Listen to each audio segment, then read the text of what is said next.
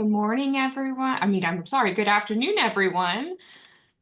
Thank you for joining us today for Survivor Says webinar, launching new survivor media resources. My name is Stephanie Nunley. My pronouns are she, her, and I'm the training and event coordinator here on MOVA. I'm just going to go over some logistics quickly before passing it over to our wonderful presenters today. This is a Zoom webinar, so you cannot be seen or heard as an audience member, but you can see the presentation, ASL interpreters, and the presenters. If you have any questions during the presentation, please use the question and answer function to ask them. We will be pausing throughout the presentation to answer your questions accordingly. Again, we do have ASL interpretation and CART captioning available during today's session. To see the closed captions, go to the bottom of the screen, click the arrow next to closed captions, and choose Show Subtitles. We also have the link to view the CART captions in a separate window, which we're going to drop in the chat. This webinar also includes live interpretation. You can actually see this feature if you go down to the bar, select the globe icon in your Zoom toolbar, and you can select your preferred language channel. You can also choose to mute the original audio if you only want to hear the interpreter. If you need any assistance during the webinar, please feel free to use the chat function and message all panelists, and we will get to you as soon as we can. Well, now it's my honor to introduce our speakers, and I can go ahead and pass it on to David, who is going to introduce his wonderful team. Thank you, David. Thank you, Stephanie. Really appreciate it, and welcome everyone. My name is David Guarino. I'm the founder and president of Survivor Say, and we are honored to be here today to present this new material that we've created in honor of National Crime Victims' Rights Week, and to talk a little bit about the issues of working with survivors and the media. Welcome. Since 1991, National Crime Victims' Rights Week has challenged Americans to confront and remove barriers to advancing justice for all victims of crime and survivors. This year, the theme is kinship, connecting and healing. It's a call to recognize that shared humanity should be at the center of all of our work for all survivors and victims of crime. And we hope that kinship connects us today and brings vital services to help survivors to heal, to find justice, and if they choose, to find their voices and tell their stories. So just a brief word about our agenda.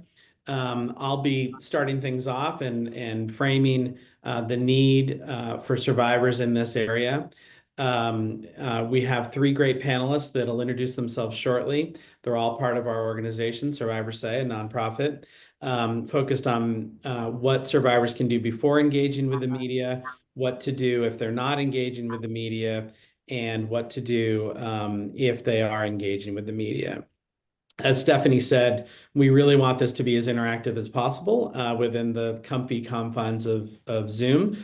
So please pop your questions into the Q&A, into the chat. I'll be monitoring that. Stephanie will be monitoring that while folks are presenting, and we'll pause after each section to make sure that we have time for this discussion.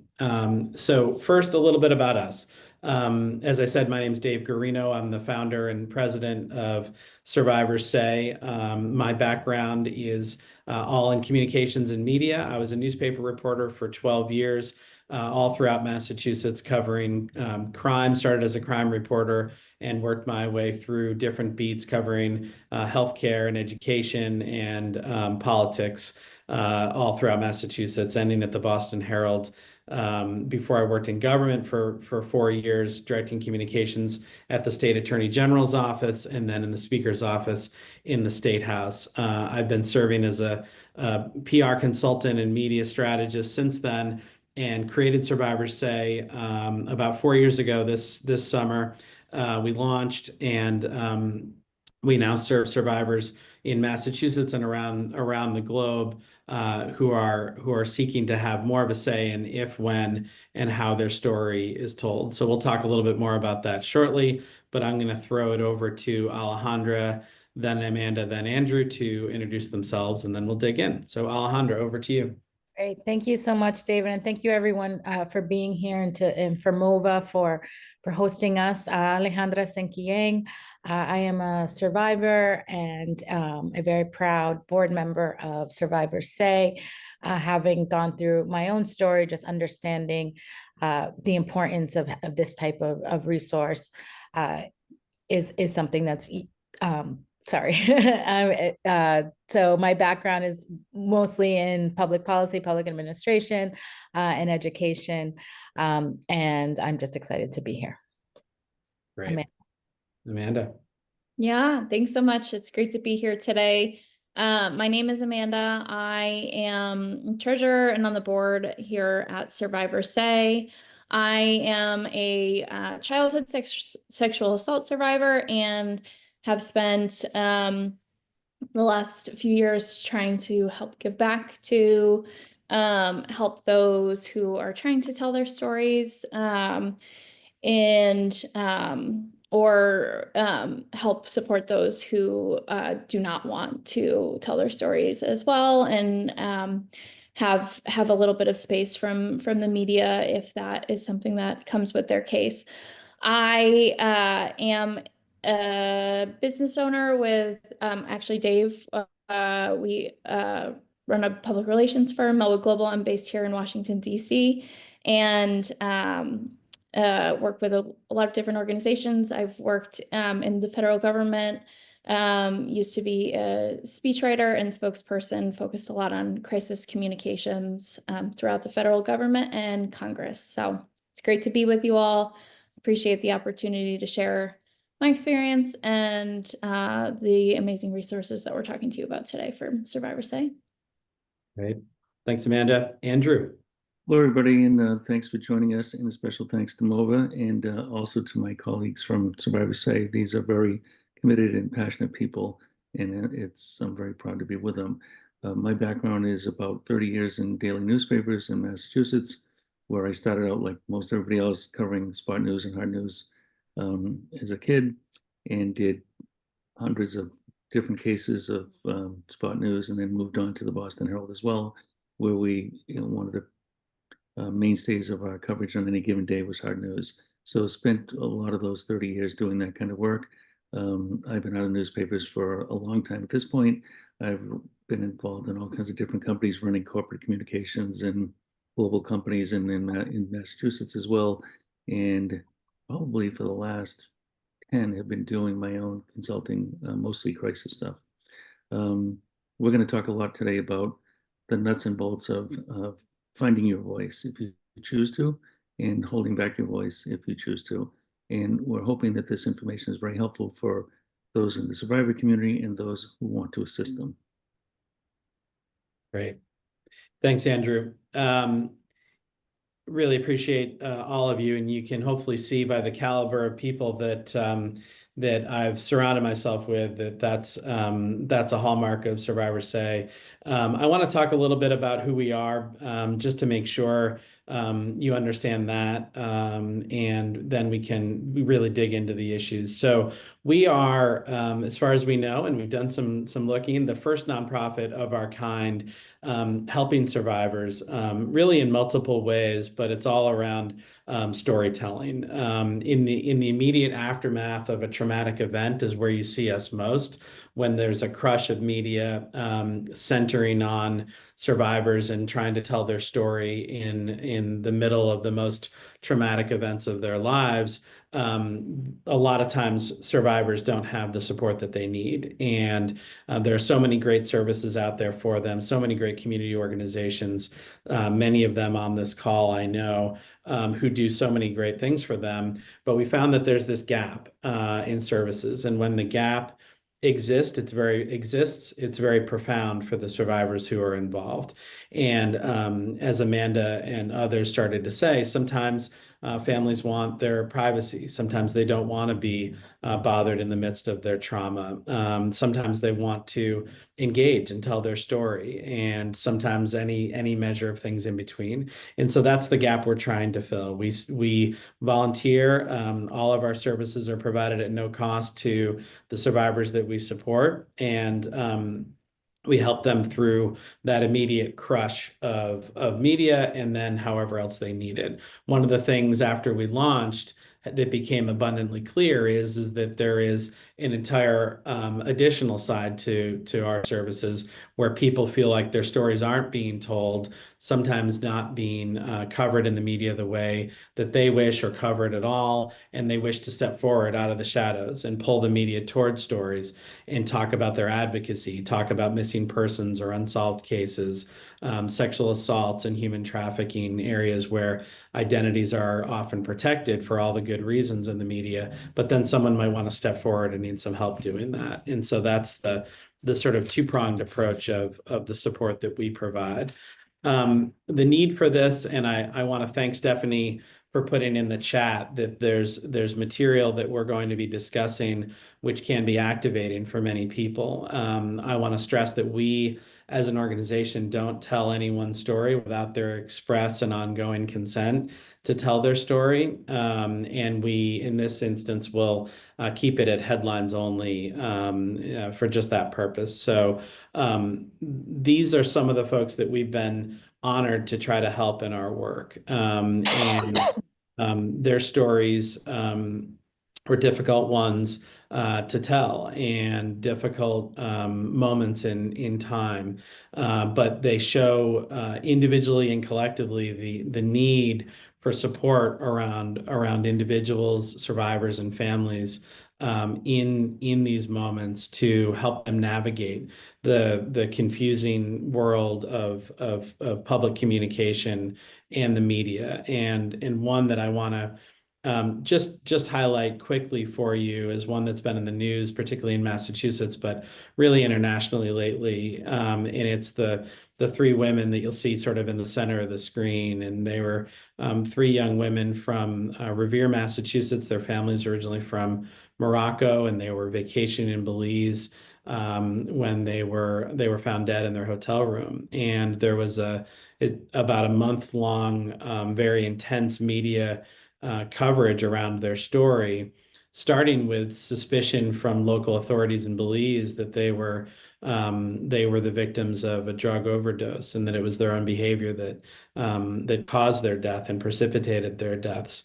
The families were very obviously deeply traumatized, and the media came calling. And we were connected to them the day after through a referral source. We don't, as a policy, ever knock on anyone's door in these moments. And we were able to work with them over the period of a month to start to tell the stories of their loved ones, to start to bring the light and love that they brought into the world into some of these stories. And then eventually to start asking questions of investigators and urge them to reach a conclusion in their investigation and release the cause of death, and to question some of these authorities through the family's voice, who were wondering what really happened here. And those of you who haven't seen it, the authorities eventually released the cause of death, which was carbon monoxide poisoning. And their suspicions about drug overdose or alcohol were so far appear to be unfounded. And so it's a good example of how these families found their voice. They found a way to question what was happening, and in the end, we believe that the truth came out about this case. So, how we help, I just discussed a little bit of it. We serve really as the spokespeople for the survivors that we're working with. That can involve any number of things, from strategy and helping them think about the issues that we're going to be talking about today, whether to engage, how to engage, what story they might want to tell, media relations being that conduit to help reporters do their job. We believe in journalism, we support journalism, and we believe reporters have an important job to do and an important public function. And of course, they're drawn to tragedy. They're drawn to trauma. That's what the news business, the podcast business, the true crime TV shows that so many watch, movies are all driven by. But in this moment, we're serving on behalf of the survivors and their families. So sometimes we are the shield that is sort of helping guide questions and triage questions. Sometimes we're sending out statements. Sometimes we're doing interviews, press conferences, and managing public events as well. So, public events and social media guidance, which I know we're going to spend a lot of time today talking about. A little bit about what brought us here. I mentioned National Crime Victims' Rights Week. It's an important moment. Many of you on this call I know all about it, but the National Association of VOCA Assistance Administrators helped bring us here today in cooperation with the Department of Justice Office of Victims of Crime, runs a community awareness project every year. The theme I've already talked about is kinship, connecting, and healing. And over the past 15 years, they've supported more than 1,000 community projects like this to raise awareness around victims' rights and provide resources for them. And through a grant that we received, we're able to take these guides that we created and try to get them out into the community, digitally, physically, and in every other way. We'll be delivering them, hand delivering them, emailing them to community-based groups, to law enforcement, to healthcare practitioners, social workers, and everyone in between to try to make sure that the survivors who might need it and might benefit from it can do so. And I want to take a minute to thank our hosts here. Our partnership with MOVA extends back to before the founding of Survivors Say. I say everyone that I meet and start to talk about our organization, how critical MOVA and Liam Lowney, its incredible director, were in the creation of Survivors Say. I talked to Liam when I just had this germ of an idea, and he helped me do some research and found that there was no nonprofit doing anything like this. And he said to me, if you create a nonprofit, I think you're going to be flooded by calls. And I said, that sounds like a great reason to start a nonprofit. And he offered to be a resource and supporter from day one. And he and the team here and the entire MOVA team has done just that. This is, I think, our third time having the honor to present at a MOVA conference or seminar or learning training. And we're just so glad to do it. The work that you all do to support survivors, to advocate for victims' rights, to partner with agencies like ours, and really provide some of the critical funding to organizations around the state is just so valued. And I want to make sure we thank you again publicly for that. So with that, I'm going to get to the meat of the conversation, and I'm going to throw it over to Alejandra, who's going to talk about some considerations before engaging with the media. One last thing from me is make sure that you throw any questions in. Feel free to now or throughout the presentation, and then we'll pause after Alejandra is done and before we go to the next section. So Alejandra, over to you. Thanks a lot. Thank you. Thank you so much, Dave. So slide. So understanding the media. So it's really important to understand that the media has a job to do, and they are working under an incredibly competitive environment, especially now with various media sources. And they really feel like they have a responsibility to their viewers and readers to tell a story. And so what they're doing is they're open to receiving ideas and working with their survivors and their families. And most of all, they are highly trained, ethical individuals who are want to tell the family story but they're really tied to, they're really can be constrained sometimes when they're, when a story takes hold and there's not a ton of information, where there's a scarcity of details. And so they're really focused, they're trying to tell a good story, and they're trying to give details that might not have been released thus far. And so, but I think it's important for survivors and their families to understand that it is their role to tell a story, and they're going to tell the best story that they can. And what we've found at Survivors Say is that more often than not, the media are willing to engage, and they're willing to be open and to tell the story that the survivors and their families want to tell. Slide. So as I mentioned before, a story can take flight immediately after an event, particularly one that the media think is going to resonate or relate to people. And it's really important to think about the immediate steps before considering media engagement. So the media will look to, eyewitnesses, to other sources that are readily available in telling the story.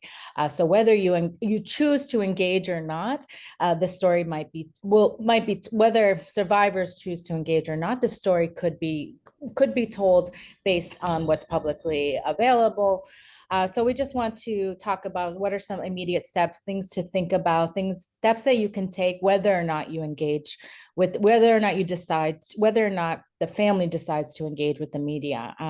So protecting all social media accounts. For the most part, media journalists will respect social media accounts and will ask permission before sharing that information. However, it is really important, and because there are tools to keep that information private, it's really important to think about what are the platforms that the story might ride. What are the platforms where there's information that people tied to the story might be posting, and make sure that those, wherever possible, whenever possible, that the settings are set to private, so not anyone could just go on and see what's going on.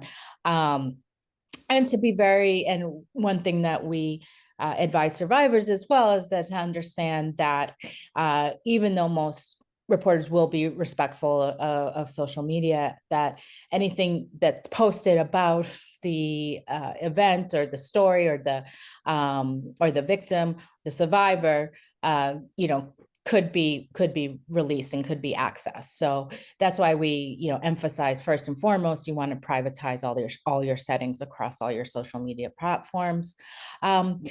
Places that are not as protected and that are really actually part of the public domain and have become quite popular in over the past, I would say, 10 years or so forth, are these GoFundMe pages that both family members or friends, they create to really help families and survivors through the economic hardship.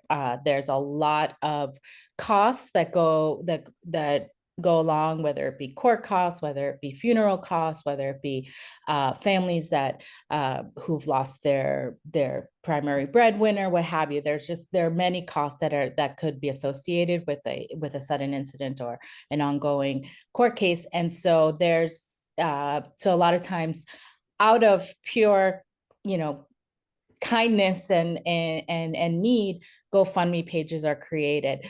Those are considered public domain. So anything that is posted there, any pictures, any comments, are something that the media will access. And won't seek permission for it, and can use, where if there's a scarcity of information that's out there, can actually create whole stories. So it's really important to know what's out there, to see what's out there, and be prepared for anything that might come up. Same with obituaries that are now online. It's also important to know what the media can immediately find.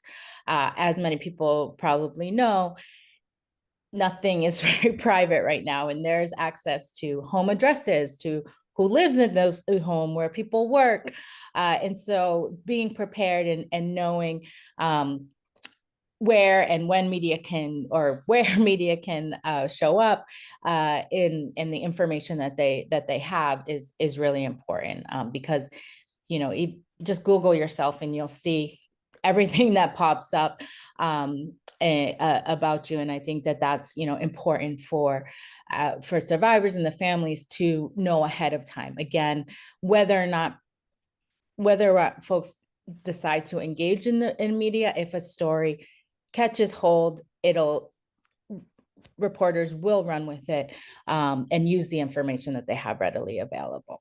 And then asking authorities for privacy. Now, if the situation is police involved, police can't hold back public information, but what they can do is they will respect the wishes of the families of privacy, and families can ask to know before something's publicly released. And also, you know, police can safeguard information that isn't public, you know, under the strict, under the wishes of the family. And setting that up early on is really helpful, because that sets the stage. Next slide. So there are a lot of things to consider when engaging with the media. And my own story, as I mentioned, I'm a survivor. My sister was killed 19 years ago, and it was a story that just caught fire.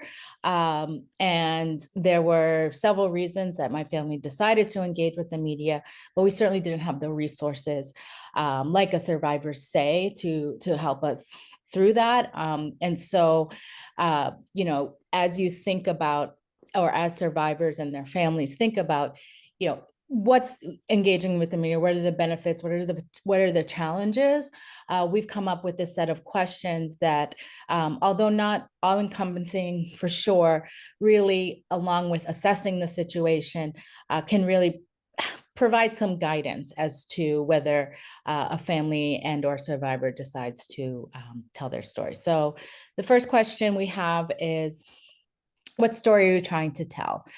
And so this is an important one. Oops, sorry. Okay, yeah, sorry, I got my thing. This is an important one. Families and survivors have various stories they want to tell, whether it's a family that really wants to tell a holistic story about their family member that was murdered, and not just the story that's out there about perhaps their past and so forth. If a family, if survivors want to have a greater voice about an issue, a societal issue in general, we are working with a family who lost a young person, and for them, the story that they really want to tell, aside from who this young person was and everything that they've contributed, is also just what is the path that this young person went on, and what are the resources, and what are the need for resources to really help the community and help other young people not go down that path. So that is a story that they want to tell, and they're really committed through their own pain to really help families not experience the same thing that they've experienced. Next question. Will engaging the media help or hurt that? So as I'll talk a little bit about in the next slide, is that, or I think the next slide is that, you know, the media has a job to do, and it is an engagement. So as much as families, as much as survivors want to control the message, control the story, that's not the way that media works. And as I mentioned before, very open to collaboration, very open to telling the story. But if there are, if there's a bigger story, if there's something there that might be more interesting, what is that? And can, will going to the media help you tell your story? Next question. And what are the audiences you're trying to reach? So what is the media that will reach them? And you know, I think this is an important thing. You know, who is the media that's going to be interested? Are they a media source for people who you want the story to be told? Really understanding that context is important. again, and I spoke to this sort of in the second one, or what are the risks or unintended consequences? What are things that might be, that might come up that you, that one or so a family or survivor wouldn't want to come? And what are the tough questions the media may ask, right? And do you have the answers for it? Again, the media is there to do a job, and they're there to engage. And so the survivors and families, oftentimes this is the first time that they're engaging with media, and it's during the worst moments of their life. And so it's really hard to have this full assessment, but it's really important. And Andrew will talk a little bit about this as he talks about different ways to engage in the media. It's important to always be super prepared and understanding what could be some tough questions and whether you're ready to answer them. Slide. Great. Well, thanks, Alejandra. That was great. As promised, I wanted to kind of pause between and manage any questions that that come up, and welcome the panelists to add any points specifically on the previous section that they wanted to highlight. We did have one question from Eduardo, who is asking about a very specific case, and I don't know all the details, and so I'd encourage you, Eduardo. We'll add our contact information, or it's on our website, and I'd be happy to talk offline about anything specific, so we're not getting too deep in this case. But the base of his question is what do you do when if a crime is committed by those in authority, by police officers and those in power, and that there appears to be, in this case, he says, some kind of cover up going on, and the media is not covering it. And I'll take a crack at it and welcome my fellow panelists to jump in if they'd like. I think that there's no easy answer here. I think that from a very broad brush, the media likes nothing more, in my experience, than covering stories where someone is covering something up, or there's some person in authority who's not being forthright or honest about something. I think the allegations can be very disruptive, and people can make strong allegations. I think, as putting on my former reporter hat, what I would say to you with candor is you need to sort of help the media provide some proof of what's going on there, and get into it that way. I think that to focus it back on the survivors that we're trying to support, I think that making that determination, to go back to Alejandra's rubric as she was talking through, what are you really trying to do here? What are you really trying to get across? What's your goal in your communications?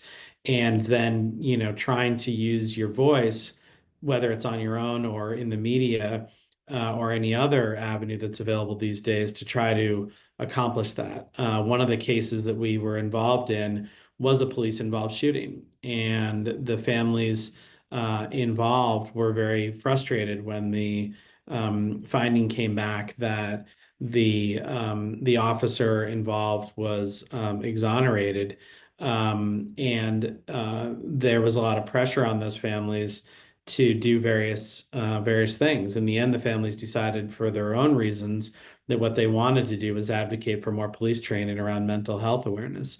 And that's what we did with their statement. And we focused their statements not as much on anger or frustration, though those things were there.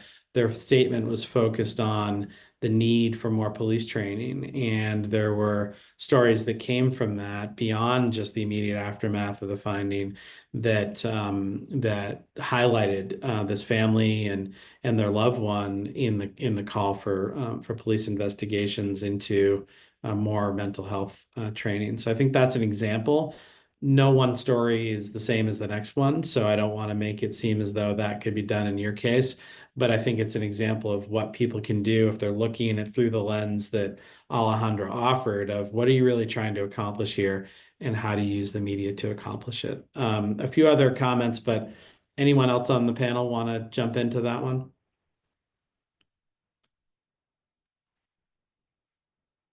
Okay. Seeing none. Let me just read this in real time. Someone talking about, news interviews and being frustrated with final edits after an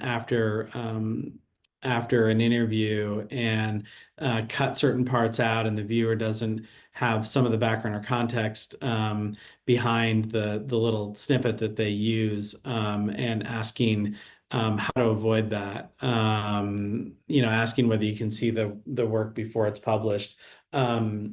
We'll get into that a little bit more down the line in this presentation, but I think you can ask those questions. Some reporters, depending on the person that they're working with, are willing to share some of that, and we have some, I think, good advice that Andrew will get into in engaging with the media. But as a rule, most reporters won't share materials before they're published. They feel like it's their property, their domain, until it's out in the world. We try to make the argument sometimes when we're working on behalf of survivors that this is different. You're not interviewing a politician or a rock star or a business owner who's putting themselves out into the media that way. You're interviewing someone who isn't normally dealing with the media and is telling you a deeply traumatic story. And so some of the rules around engagement can be a little more flexible there. But anyone else want to jump in on that one? I think that's all right, Dave. One of the things we've tried to do too in those cases is really work with the reporters ahead of time to make it clear what the survivors and families want to get out of the story, and to try and help guide that conversation so it can take shape a little bit before they get to the sit down interview or, conversations with the family and survivors, and really be advocates on the survivors' behalf ahead of time and try and shape that story, and also say these are things that are off limits, and set boundaries, so that they don't come up and put you in a hard spot. But yeah, in terms of the editing, a lot of that also comes with the relationships of some of the reporters who regularly cover these. Is if you have someone available who has worked with a lot of them and have those relationships, we can a lot of times go to them and say, look, is it possible for us to at least see where you're going with this? So that's another piece of it. Yeah. And one thing that I wanted to add, it's very different in the immediate aftermath of an incident, as opposed to, further down the line. And I think one of the reasons why we wanted to create these flyers and put them at the hands of especially first responders is because these are not things that a survivor family is, particularly in a homicide survivor where it just happened, and they're not in the position necessarily to know this or think that. And as Dave mentioned, I think is hugely important. We don't seek out families. We don't say, okay, well, this happened, let's go find the family so we can support them. It's really in the hands of, it's really our connections. It's really in the hands of first responders, who are people who will be in contact with the family immediately. And so, these guides, we, think are hugely important in that, until if a family doesn't decide to engage, and whether they do that through survivors say or somebody else, or through a family friend who's, guided by these one pagers, is that in the immediate aftermath, families are not thinking about that, but that letting family, that when there's a broader story to tell, and there's more engagement, and more engagement has already happened, then there might be a little bit more control over the story and the narrative. Yeah, great points. Great points. I'm going to push ahead. There's a couple other questions in there that I think we'll get to in the next parts of our presentation, or we can certainly, we have a long period at the end where we can do Q&A, so we'll save them for that. So I'm going to throw it over to my colleague, Amanda, who's going to get into, you've heard sort of what to think about before you make this decision, but now you've decided, okay, I really don't want to engage with the media for whatever reason, but we want to share some things to keep in mind. So Amanda, over to you. Thanks, Dave. And thanks, Alejandra, for setting that up. Choosing not to engage with the media is 100% acceptable. And you have a right as a survivor or family to both privacy and silence. And I think that's really important to remember, that you don't have to say anything. Not engaging with the media and declining to comment can give survivors a sense of peace, where they aren't having to react to every probing question or clarification from the media, and aren't bothered at a time, as Alejandra said, where they're working through their trauma and mourning and trying to, you know, work through what just happened or what has happened in the past. I think this also is really important to say that not engaging with the media can also help survivors to reassert some measure of control, which is often lost during a traumatic incident, and they can take ownership back by choosing not to engage. Dave, we can go to the next slide. Thank you. There are some considerations on what happens if you choose not to engage with the media. It means that survivors and their loved ones give up their ability to help shape the news, stories about their loved ones' lives and legacy, or the incident that led to the coverage. So they might not hear all the background about the individual's community work or family life, and some of the more personal pieces that help you share who the person was as a person in your lives. It could absolutely be an acceptable trade-off to many survivors, but some decide a lot of times it's too difficult to see news reports which might quote other people who have been further removed, or those who have little or no information about the person or the incident. A lot of times you'll see reporters trying to find anyone who has some semblance of a connection to the individual, whether it's a neighbor or a teammate or, you know, I've seen childhood babysitters, you know, everybody who has a connection. Some people want to speak out and share their stories. I think a lot of times that's not coming from a place of you know, harmful behavior, but when that happens, you're obviously losing the ability to help shape what's coming out publicly about the person and your loved one. Survivors who choose not to engage also won't have a connection to the media to ensure that they can correct errors about the case, about the individual, about their life. They can't make suggestions about the way that story should go. You know, again, some of the things that you know, a spokesperson or an organization like Survivor St can do is really help help reporters as they're shaping their story and say, hey, actually, do you want to consider talking to someone about their community activism, or do you want to talk to this person who's known this detail about them for years, and you can help to shape where reporters go and ask their questions. And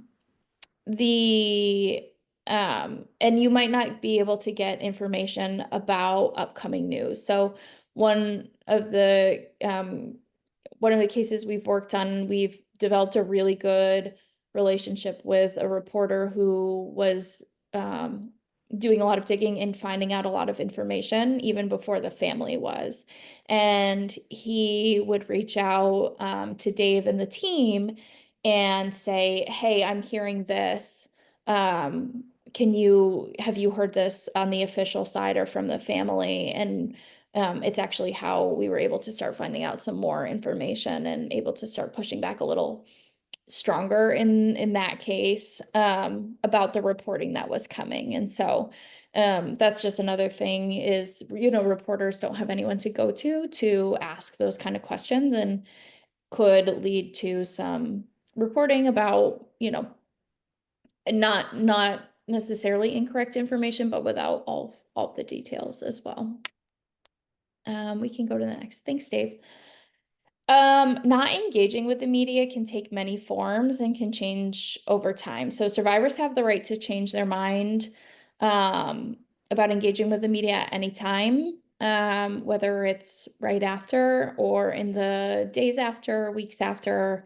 And sometimes, we are working with survivors who are a couple years past their, initial trauma incident, and are still feeling the long-term effects, but trials are going on years later. So at any point in that, you can choose to change how you engage with survivors or with the media, sorry. And I'll go through those quick. I do want to say it's important to note that once you do speak with a journalist, if a survivor has consented to an interview, it's really hard to take back comments that have been said during an interview, or edit out comments made after a story has published. If something is completely factually incorrect, I think you can go back to a reporter and show, hey, this is incorrect, or this isn't what I said.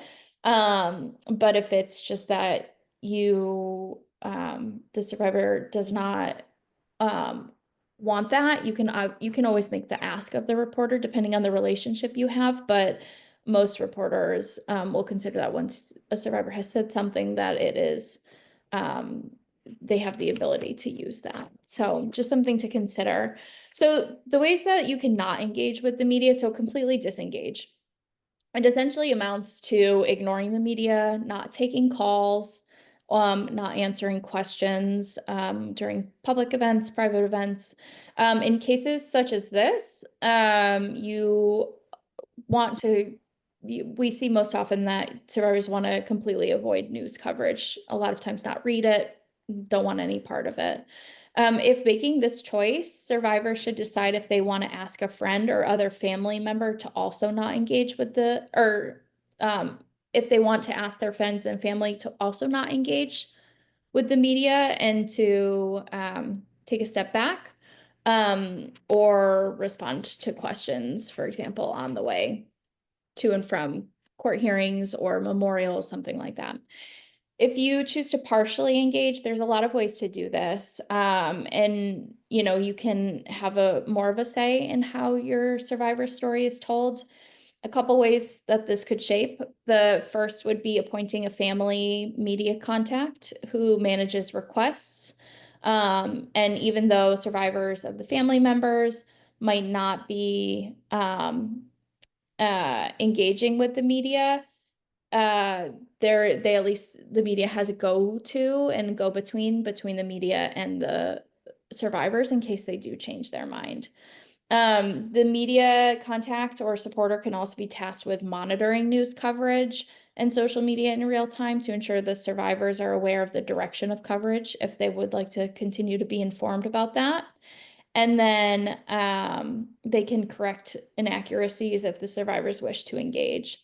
Another frequent choice of survivors and families is to ask a friend, a neighbor, teacher, coach, coworker, who was close with the individual, and ask them to be engaged with the media on their behalf and help to tell their stories. So you have a little bit more control there if you are the one asking them to engage on your behalf. And then you can engage with care. So you can engage situationally. A lot of times, it's still best to have a survivor or family media contact as detailed above. And that person would be the primary contact for media questions and requests, and then would bring the questions to the survivors as needed.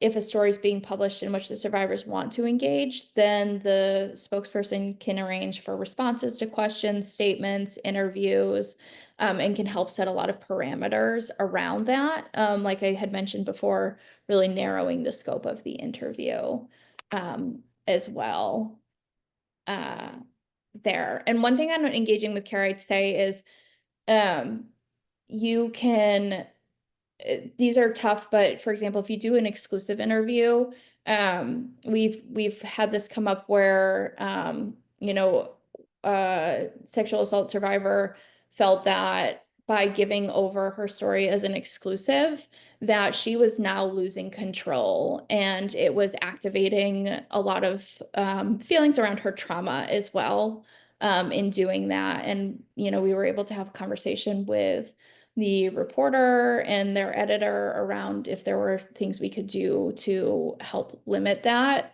so that she, as the survivor, felt that she was able to take more ownership of her story being published. So again, another way you can engage with care, and if it didn't work out, could choose not to engage in that instance as well.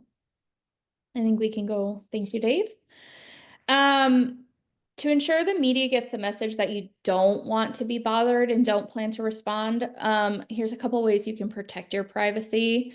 The first is put a written message on the front door of your home or office and leave an outgoing message on their voicemail, indicating you'd like the media to respect your privacy at this time and won't be commenting.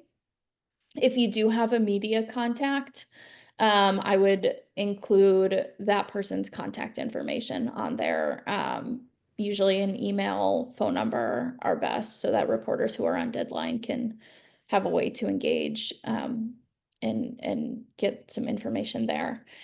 Before any public events, which might be known or attract media attention, like court hearings or memorial services, survivors should plan transportation and arrange for support to help maneuver what could be a large pool of media with cameras and microphones.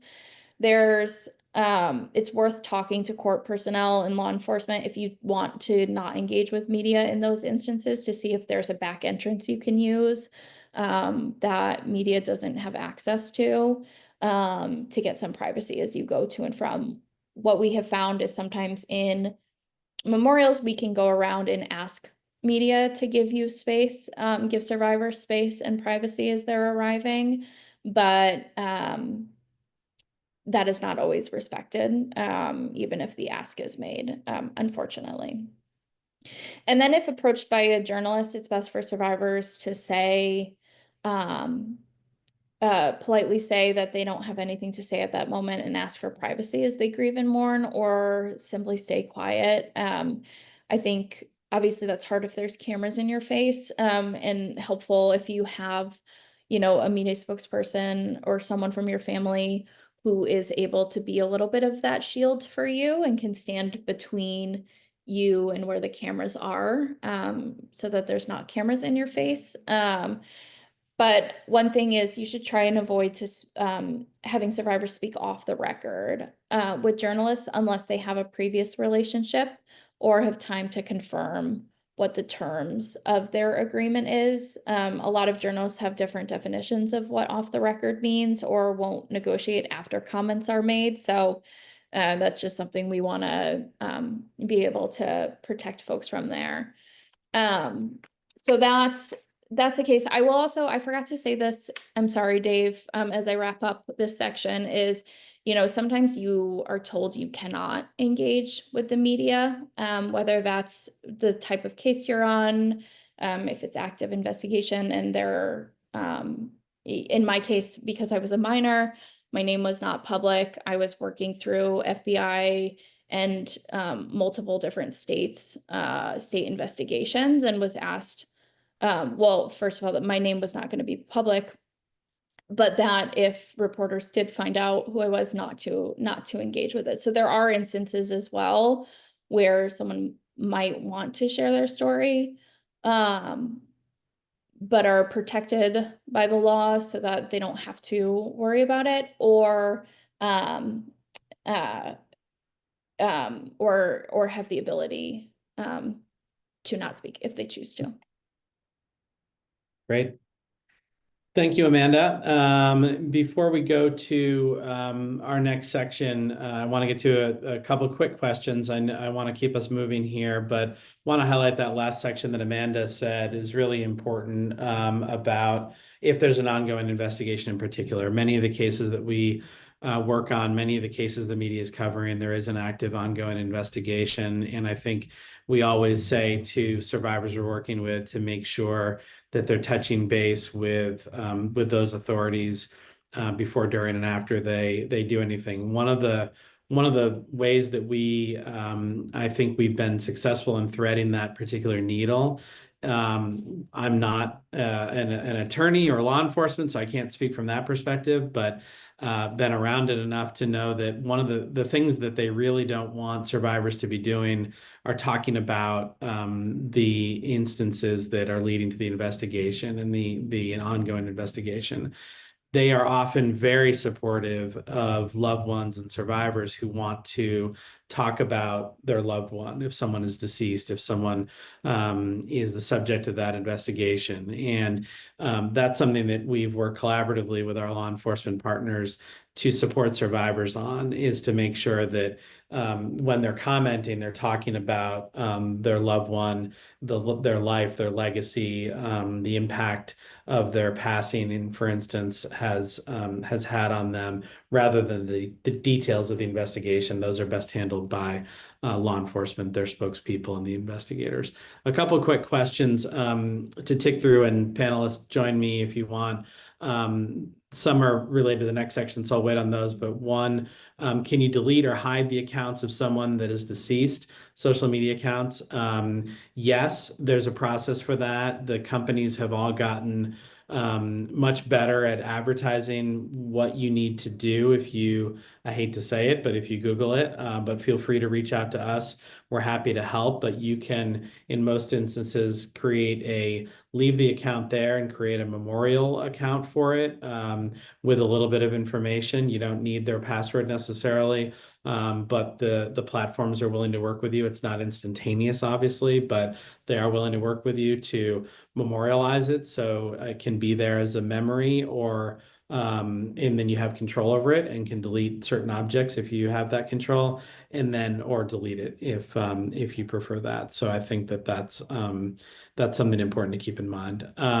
And the other question I think that might be good right now is, after speaking with the media, can anyone write about what you said in an article or a book? Generally speaking, yes. If it's out there in the public domain, if you give an interview to a daily newspaper reporter or TV station, and then someone's writing a book about it a month, a year, 10 years later, they can quote from that. They'll attribute it normally and say, someone said to the New York Times or something, but they consider that to be fair use as long as it's properly attributed. So you'll see it turn up in podcasts and in documentaries about true crime stories and all of that. Others have anything to add there, or can we jump into Andrew's section? Let's jump. Andrew, going to send it over to you. So now you've decided through Alejandra's rubric that you do want to engage, that you do want to tell your story, you want to be a little bit out there. And Andrew can talk about how you start to do that. Thank you, Dave. And thank you for Alejandra and all the comments before. So we've pretty much established that if you want to take control or get involved in the media, and media nowadays isn't just, you get a local newspaper or TV, it's the entire, blogosphere. It's every angle in the world that now barrages us. So these rules we're talking about, we're talking kind of strictly about kind of conventional media, but they will apply to other aspects as well. We will lose greater control the further you get away from sort of mainstream media, because it just comes at you from all angles. But in effect, my section is going to be about more the blocking and tackling, or the nuts and bolts of it, since you've decided at this point, or the survivors decided, okay, I want to engage. What do I do about that?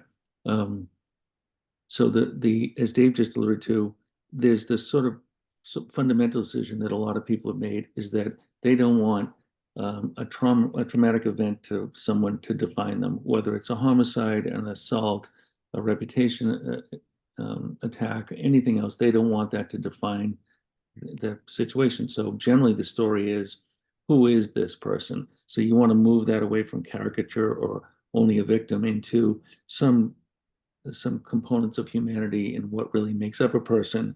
And as Dave alluded way back in the beginning, one of the things is you can be trapped in kind of a reactive mode where you will only react to what's coming at you. And a lot of that will be about the incident itself and the follow-up in the case. Or you can certainly react in that, the victims can and the survivors, but a lot of it is also, and Dave did allude to this, about you have choices of where do you want that story to go, if you can tell it. And there is, not to sound like an author here, but there is a narrative arc. So you need to sort of establish what the story is going to be, and then what is that story. So in the case that Dave referred to about the 3 young women in Belize, the family decided, they were going to push back hard on any mischaracterization of what took their lives. In other cases, someone's upset about a police-involved shooting. It was horrifically sad for them. And instead of focusing on that, they wanted to make sure that there's better training for police officers. So you can, as you're sitting there making these decisions, think hard about what that story, as we call it so quickly, what that is. And there are a lot of components that go into it. So second thing is, so if you're going to tell a story, what information do you need? And think of this as elements of a story you're going to tell. Whatever the angle is, what do you need to support that? If it's a story of humanity about someone's background, that it isn't the same as what you just see in the news, there's a lot more here than that. Then what are the elements that tell that? What are the milestones of someone's life? What are their achievements? You're not trying to make them into plastic paper saints, but you can tell a story about someone's life that has balance to it and has meaning. And what are the anecdotes? So you need to sit down and think hard. What does tell that? What are the elements you could use? And some of those details nowadays aren't just someone's memory of something. If there's a case where a young person lose their life and they played a sport or something, they got trophies, or they have a coach that meant a lot to them, those elements can be put into a story by getting that coach or that individual, an adult or a member of the clergy or someone who's involved in them, can tell that side of the story. Also, one of the early ones I ever covered, the family made buttons. So at a memorial service, he was a very young boy, and he was a victim of a homicide. And people at the memorial, all the kids his age were out there, and they handed out, they created buttons, they handed them out. I made sure, working that scene, that I got that bag of buttons, and I went around to the camera and said, see this, make sure you get this. And the next day, one of the bigger pictures on one of the leading news outlets was that thing. So that button, which was the boy's mother, really loved it. And so that meant a lot. And so part of this is, think of in the environment you're in, all those nuts and bolts that in this day and age tell stories. And it isn't just words, it isn't just an interview, it's the elements that make people seem human. So that's one way to look at it. And then now we'll get into the nuts and bolts stuff, Dave. So the media protocol, all my colleagues have spoken of, but it's important. So why don't you slide along, Dave? So the boundaries, people may not realize that even in this day and age, when it feels like there is no control anywhere, you can try to, if you can't establish, you're going to try to establish or regain some bit of control. We know from all the trauma studies and the training we've done is that control is a massively important thing, because people feel like they have no control over what just happened. Some bad thing happened and boom, you had no say in it, it just occurred. And so that feeling of trying to get some ability to control what's going on is critical. So you do have those choices. You, as everybody, all my colleagues said, you can decide how to manage, what do you want to do? Do you want to say nothing? Do you want to put out releases through one of us? Or do you want to sit down for interviews? Do you want to go to court and stand up there in front of the courthouse and say things? So you can make those decisions. You can also talk to media in advance. And this is one of the things we've learned from the trauma training, honestly, and I think it's really valuable, is that you need to understand that that term about being re-victimized is false. Anytime these people are set upon, it's new trauma. It's not old trauma. This stuff batters them even more, on and on and on. It doesn't let up. So part of that is when you're dealing with media, you know, if it's not a complete scrum in the street or somewhere, if it's going to be a set event like a wake or a memorial service or even arraignments, we make an effort to talk to the reporters there to say, do you understand that this is different, as Dave alluded to? These are not public officials who get caught in their hands in the till. They shouldn't be treated that way. Also, they need to realize that these people have suffered traumatic brain injuries from this trauma. So if they look like they're not speaking coherently or the story, some of the facts get jumbled, it's not because they're being deceptive, they can't do it. So there's ways that you've got to talk to reporters and explain some of this stuff. And also to try to build some buffer zone into these survivors so they can do it. So the second bullet there is you can decide, you know, that we know we have experience in these matters in our regular jobs or in our past about what outlets might be better for these folks. If they decide they want to talk, our job is not to tell them what to say, it's to help them say what they want to say, to find their voices. But it's one of the things we can provide is we can kind of steer them to places where we think that story will be better received or they'll get, you know, sort of closer to their goals. Things like the third bullet about videos and photos, you absolutely want to try to control those because especially in the beginning when there's a crush of news, everybody's scrambling to get images. If you can control the disbursement of those images, you're going to win some of those early battles for these survivors. So you want to try to find the pictures and videos that they want, that they feel represent their family or their loved ones, or whoever it is. And also things like, you know, that button I referred to, anything that the family thinks helps fill out the image of the person they've lost. The stuff about areas that you want to stay away from, that's where it's important for us to try to have that conversation with media so the survivors aren't put in that position to say, look, they can't talk about this. That's part of the investigation. The DA doesn't want us talking about it, the police department or something. So don't ask, then they can't answer, they won't answer, and you're going to get them more upset and traumatized. It's going to disrupt anything you want to get. So let's agree up front. They're not going to talk about it. They can't talk about it. Don't ask. You're just wasting, you know, effort and time. Okay, Dave. So then this is the part that a lot of these folks don't realize they have any say over, and for understandable reasons, they're completely traumatized. That if they do want to, you know, the family or an individual wants to tell a story, we talk about these issues, these options with them, but we can also negotiate for people. If it's going to be a live interview, that's pretty difficult for survivors because it's hard to stay on a narrative line and tell a coherent story that's going to be a nice, easy 60 seconds or 90 seconds, or even enough tape to be cut properly so that it's going to be coherent. So you're going to explain those difficulties, and you've got to restrict those to kind of, a lot of times we recommend, well, it may not be the survivor, it'll be a family spokesman. And then we'll ask them, do you have any media experience at all? And if you don't, we're going to give them kind of on the fly experience and media training. Is like, let's talk about what you want to say. You know, here's how much time. If it's a stand-up interview on a sidewalk, you know, you've got like 3 questions or 3 answers, that's it. You know, how tight are they going to be?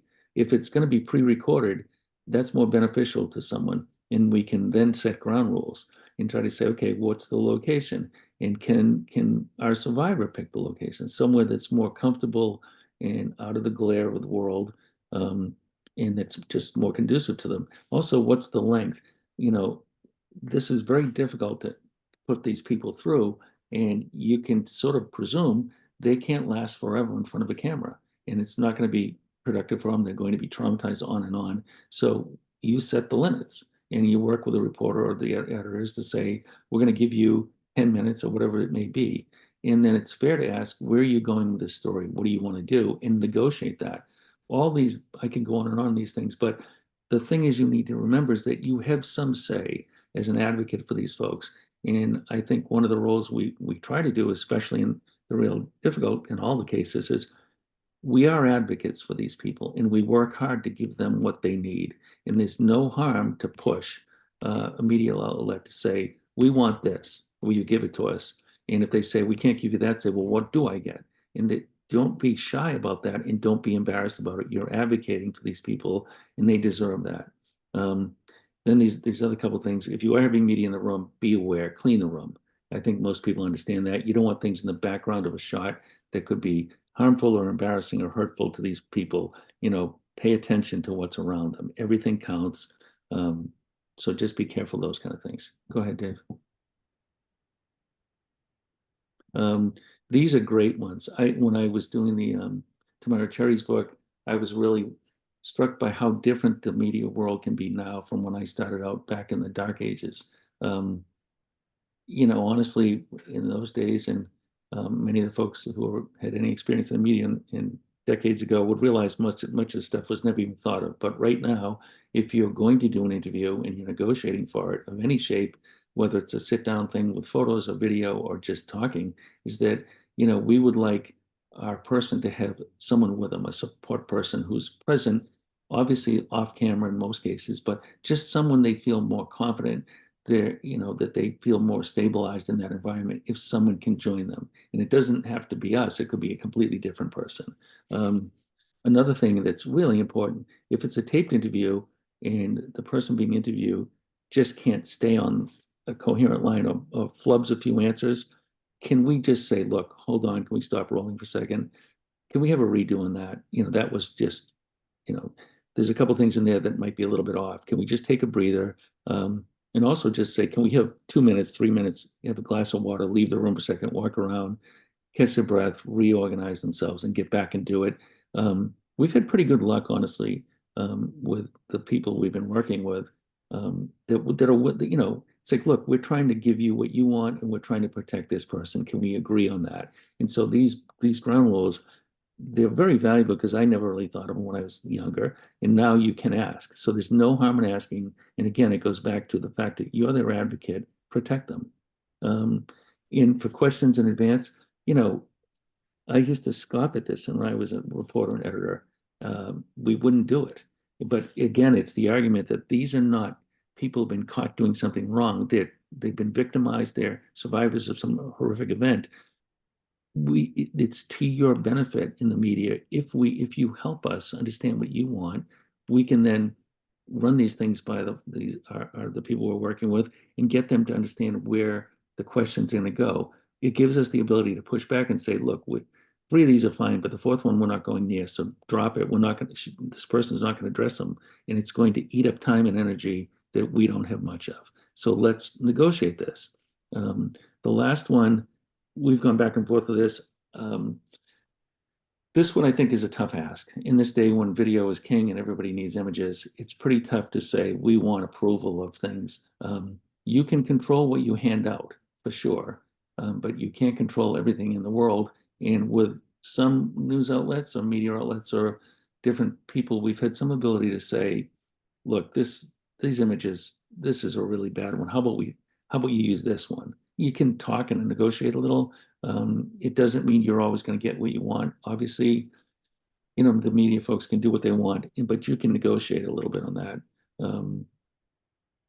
So good luck with that one. But, that's probably out of these, the first 3, we've had very good luck with. The 4th one, kind of iffy. Okay, Dave. I think we've gone over some of these, transportation. These are all blocking and tackling things. You don't want your people left to the wolves. And so move them in and move them out and protect them from that. Make sure you know where you're going, how to get people in and out, especially if it's a really hot news event. There's going to be cameras everywhere and people everywhere. Plus, every human on the block has got a cell phone. In this day and age where any blogger can be a news, broadcaster, protect them. Understand that whole thing about the locations. Do your homework. Understand where you're coming and going. The court officers and stuff and arraignments, they're not there to particularly do a ton for you, but if you explain the problem, they can tell you, here's the doors in and out the back of the building and that kind of stuff. Where can I bring a car up, et cetera, et cetera. Ask for help when you're doing, things like wakes. The funeral directors are very good at this stuff. They're there to protect the folks too. Just ask and see what you can get. And Amanda mentioned the off the record stuff. I think Alejandra did too. These people need to know they're going to struggle to tell stories on the record. They shouldn't be going off the record. It just gets them trapped in things they shouldn't be doing and they don't understand it. So just don't do it. That'd be my advice.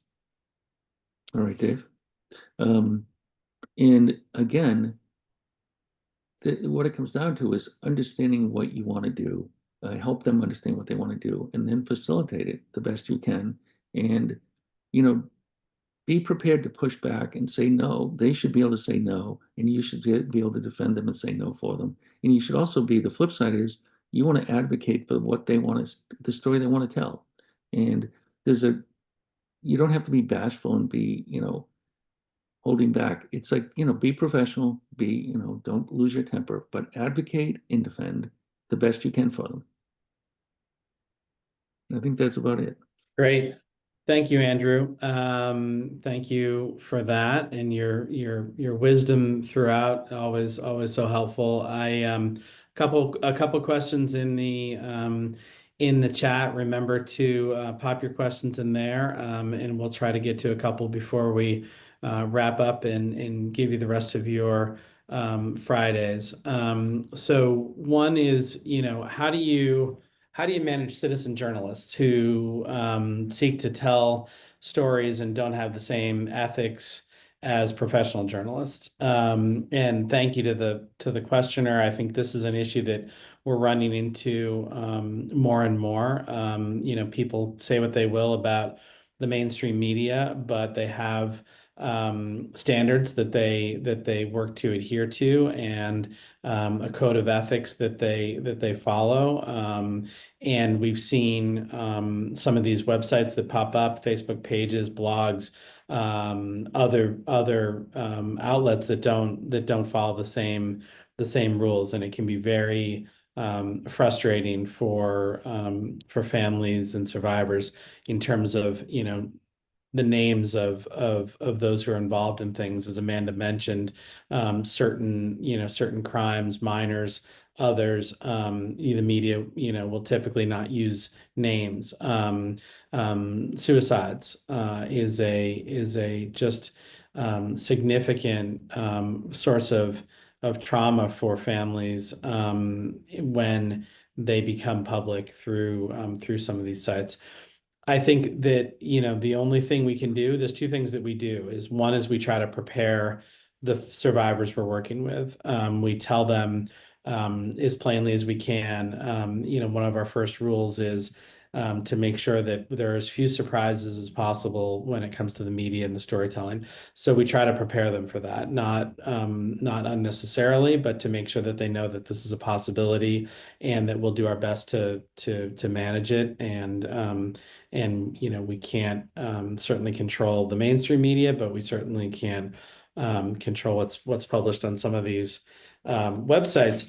The other thing to do is really go directly to them. There are typically folks who run these sites. They are often willing to have conversations. Sometimes it goes somewhere, sometimes it doesn't. I can tell you I've probably batted about 50-50 on these, but even when they're not willing to change what they did, a lot of times that call that we make will prompt them to not do it again and sort of end it at that. They won't take the post down, they won't change anything, but they'll say, "Oh, that's the last time we're gonna, do something like this." And in some way, that's a victory. I'm gonna throw this over to Amanda, pick on you for a second.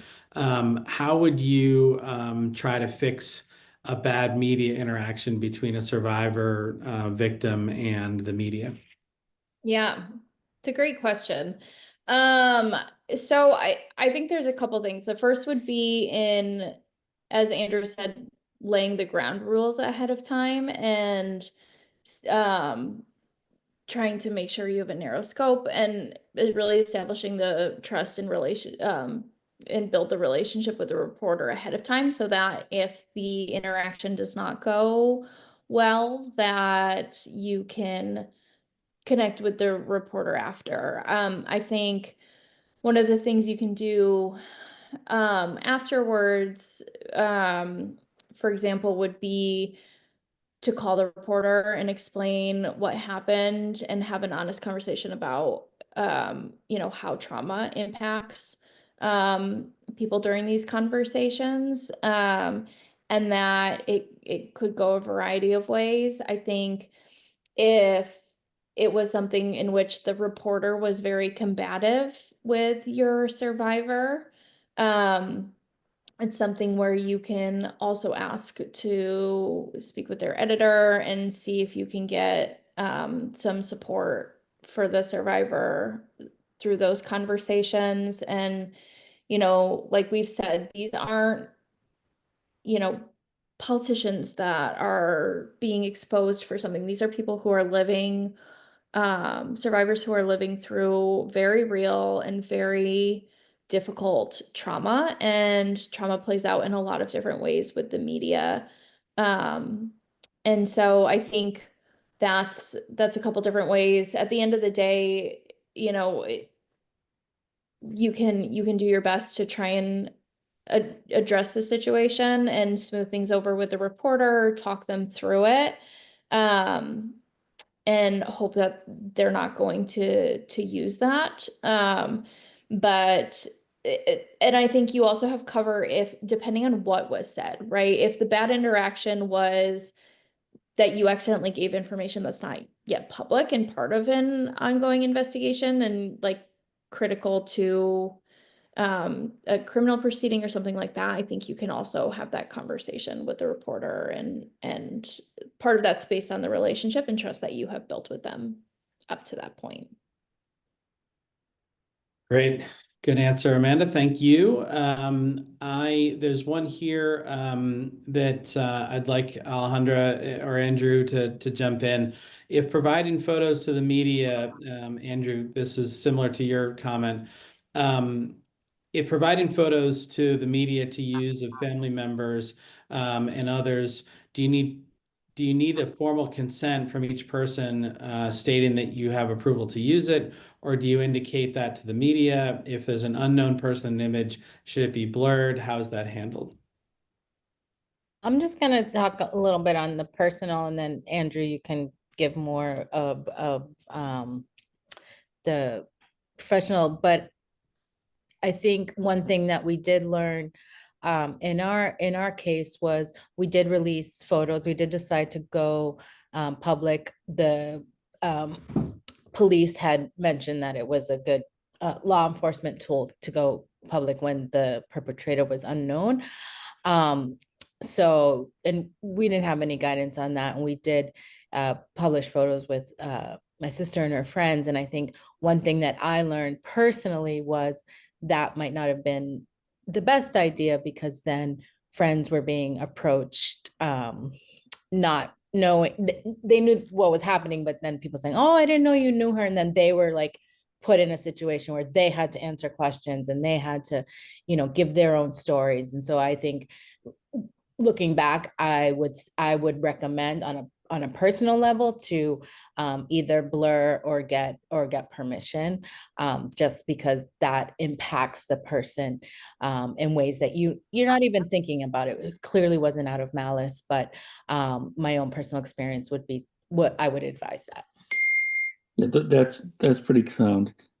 Just for the way it really works too is that the owner of an image, whoever took that picture, I've been out of the business for a while, but I believe this is still case law, is the owner of the image is who took it. So technically speaking, that's a person with a copyright or whatever you want to call it. But practically, if you're selecting photos of someone, tighten it. First of all, whoever's going to use it wants that as tight as it can be on the person that's involved in the story, the victim. And so if you want a couple other people in there, they should be pretty closely aligned. They should be loved ones in effect. And chances are they're part of the inner circle of what's going on. I wouldn't drift into, wide shots with lots of extra people in them in the first place, because they're going to zero in on it anyway.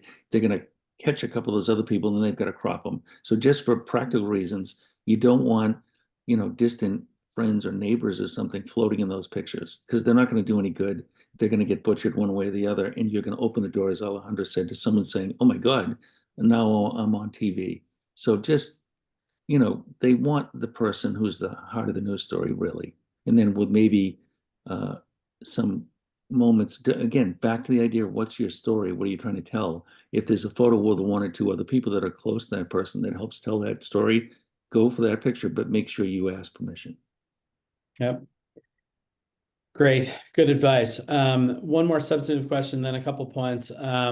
What advice would you give to a survivor who engaged with the media at the beginning of the story and now wants privacy and to disengage? I'll start it and welcome others to jump in. I think as one of the presenters said, you have an absolute right to stop engaging with the media at any time, to try to secure your privacy and to step back from the limelight as much as you choose. That can be difficult. It might feel in the moment like unringing a bell, but it is possible. And we would suggest having someone who could at that point take over and manage requests from the media, whether it's a trusted friend or another family member or someone who could do it on your behalf,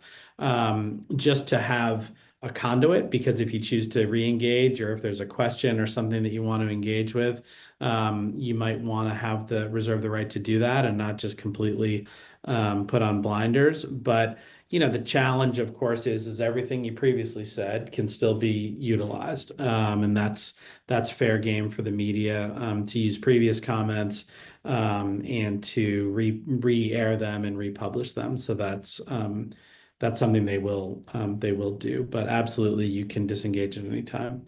Anybody want to add to that? No, that's about right. I mean, it does happen. I mean, Yeah. We'll wear out. This stuff is brutal. And they just, it takes a lot of energy and guts to go do it the first time. And sometimes they just can't keep doing it. It's pretty understandable. So the advice Dave gave is good. Have somebody, because you've already opened up. It's also a good listening post. If you can get someone one step removed who can still stay engaged, then you can hear what's going on and understand it. You'll hear from media folks, or you'll see what's in the environment. You can then filter it back to the original folks and say, hey, the world is changing. How do you feel now? If you just go completely dark, you're kind of at the whim of whatever's going on around you. So, but people should never feel bad about backing up. They just do what you can do when you feel up to it. If you can't do it, don't do it. And to just accentuate another point you made, Andrew, about engaging where you want to do it. One of the families, the photo that I included before is the family of Jacob Gallagher, who was a staff sergeant in the Air Force, who was killed during a training accident off the coast of Japan. They're from Pittsfield, Massachusetts, and we were honored to help tell Jacob's story. They wanted to do an interview focused on Jacob and not on the crash and the questions that the crash raised. Reasonable questions, but not ones that they wanted to engage in, and they had a right not to engage in. And we were able to work with a reporter who agreed to that and who came into their home and did a lengthy interview talking about the life and legacy that Jacob left without getting into the details of the accident and the investigation. Subsequently, as questions have come up, they've been asked. Sometimes they've wanted to answer and engage. Sometimes they haven't. That's their right. But it's a good example of the media interest in that case, and his tragic death was so intense that the media was willing to work with them and say, okay, you don't want to answer these questions. That's okay. We still want to, cover your story. So I think that's important. I want to wrap up and say thank you.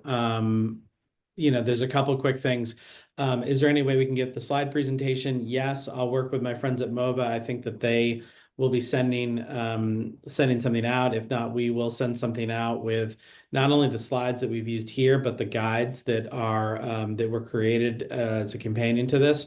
Those are all live on our website currently at survivorsay.org. It's in the chat as well as my email.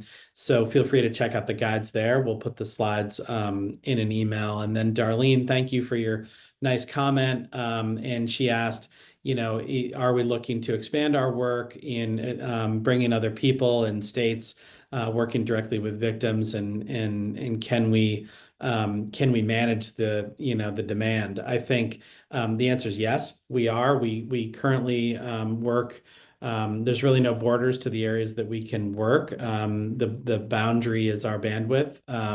We are all volunteers. We have one dedicated staffer, thanks to some funding we were able to secure last year. But my board would, I'd be remiss and my board would throw something at me if I didn't say we're a nonprofit and we rely on donations. And we think that this gap is so profound that we really want to build this into a full-time organization that can be ready to serve people wherever and whenever they need us. So we think that's a longer term goal, and would appreciate anybody's support. But to answer your question, Darlene, yes, feel free to reach out if there's some way we can support from afar or with boots on the ground. We have about 80 volunteers currently. We are happy to do that. So I know we're at time. I will wrap up and say thank you. And thanks to our friends at MOVA for hosting. You. Thank you all for joining us.